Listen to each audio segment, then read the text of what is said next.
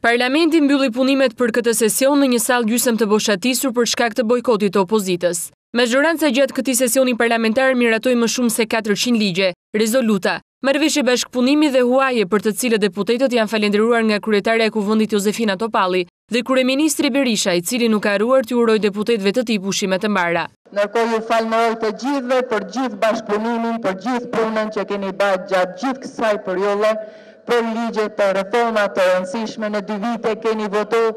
Me 71 vota pro, majoranca miratoi në seancën e fundit parlamentare plotësimet në qeveri, të cilat u dekretuan nga presidenti vetëm pak minuta përpara fillimit të seancës.